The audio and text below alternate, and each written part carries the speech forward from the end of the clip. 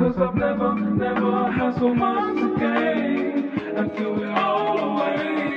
And if I ever had the chance again, I'll probably do the same. Singing, oh, I've only let you go. Singing, oh, I've left you. Okay, it's Rocky, check it. What's going on, peeps? Julian Williams here at The Distance. Got a video for you guys. This is a prediction to the upcoming bout between Orlando Salido and Juan Manuel Lopez for the WBO Featherweight Championship. It's a rematch to the April 16th bout, which took place last year, where which resulted in Juan Manuel Lopez having his first loss to Salido. So pretty much, as we saw in the fight, Salido did show a couple of deficiencies that Juan Manuel had. First off, Juan Manuel had trouble, being that he's a southpaw, he had trouble defending himself from the lead right hand that Salido continued to throw, and also the left hook. He was open to the left hook. Also, something kind of subtle that Salido did in that fight was every time Juan Manuel threw, he was always throwing back, especially when Juan Manuel was in control of these rounds, in control of the fight.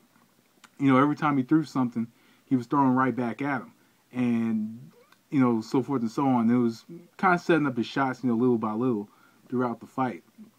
So, pretty much describing Salido's style, Salido is a pressure fighter. He always fights off that front foot, mostly behind a jab or a lead power shot. In this fight, he has to pretty much do the same thing he did in the last fight. See if, you know, he can find a way in the later rounds to get control of the fight, control the pace. And I think that he has to look for a lot of lead right hands and follow him up with left hooks. I think the lead right hand is going to be the important shot for Salido in this fight because he threw it very sharp and it was very straight. And pretty much look for the right hand right over his guard. Look to counter the jab with the left hook. Look to just be aggressive early. Take the fight to Juan Manuel.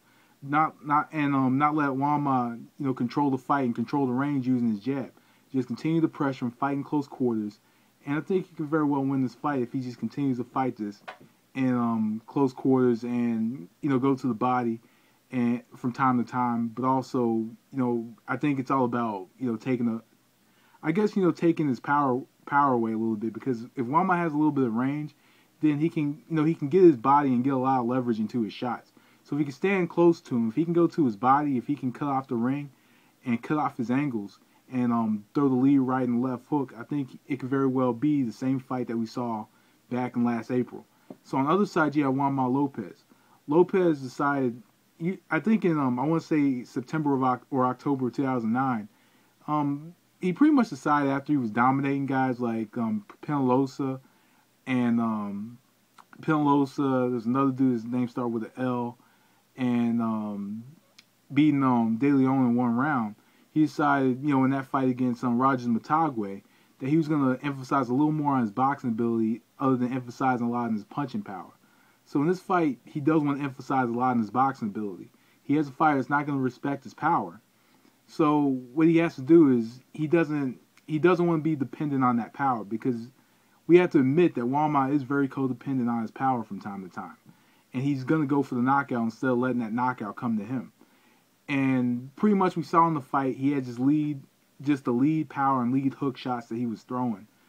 Just wasn't working against Salido, because if you're coming in that straight line and you're throwing punches, from that straight line, and and some of those punches are straight, of course they're going to land. But also when your will is broken and you're not as confident as you once were, because a fighter is eating your punches with no problem, best believe you have to go to Plan B. Plan B in this fight has to be just straight up boxing. He has to utilize a lot of lateral movement. He has to jab a lot. He has to pretty much keep Salido at the end of his jab and at the end of his punches. The way to beat Salido is creating all kinds of angles and creating all kinds of space using the jab.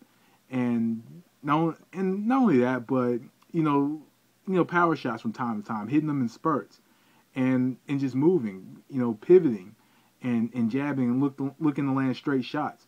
Being that Juan Manuel is a taller featherweight, he does want to stand tall and pretty much just throw straight shots throughout the fight. You know, stand tall, throw straight shots, look for the counter left hook from time to time, look to counter Salido's jab, and also look to counter Salido's right hand. Juanma throws a great right hook, and he throws a good straight left hand. But I just think that in this particular fight, a lot of his punches need to be straight. I think he needs to pivot a lot and make Salido turn, just land using his straight shots. And I think Juanma could very well win this fight. This fight is a tough call. Tough one to call.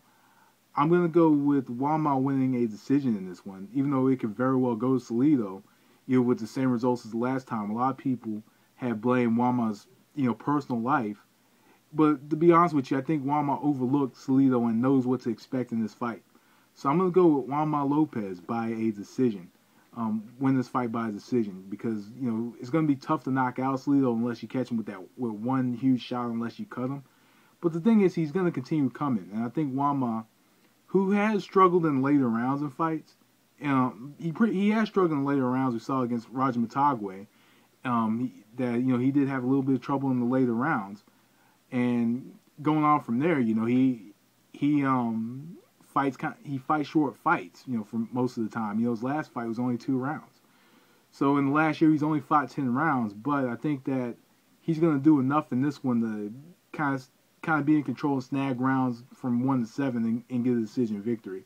So I'm going to go with Juan Manuel Lopez by a decision. So anyway, peeps, that was The Distance. Thanks for watching. Peace.